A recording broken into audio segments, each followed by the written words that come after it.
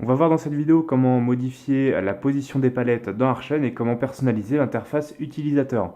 Donc par défaut, quand vous ouvrez Archline, vous avez cette configuration d'interface. Si vous maintenez votre clic sur une des palettes, vous pouvez la glisser pour la laisser par exemple en flottante. Ou si vous glissez cette palette dans une palette existante, vous retrouvez ici un pad qui vous permet de positionner la palette à l'intérieur d'une autre palette. Si je clique par exemple sur cette icône, je lâche mon clic ici, je vois que le navigateur de projet s'intègre automatiquement sous le Design Center. Si je ressors le navigateur de projet et que je lâche le clic cette fois sur l'icône au centre, le navigateur de projet s'intègre sous forme de sous-onglet dans la palette existante.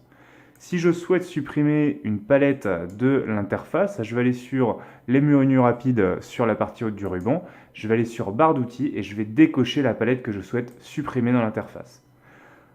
Si je vais maintenant sur les réglages, je vais aller sur interface utilisateur et ici, en cliquant sur modifier l'interface utilisateur, je vais retrouver l'équivalent du CUI sur ZWCAD ou AutoCAD et je pourrai créer mes propres barres d'outils avec mes fonctionnalités et mes commandes.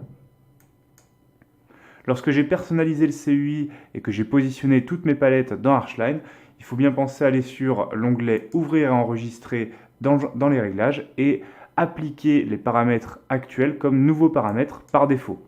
On vient cocher ici toutes les options et on fait OK.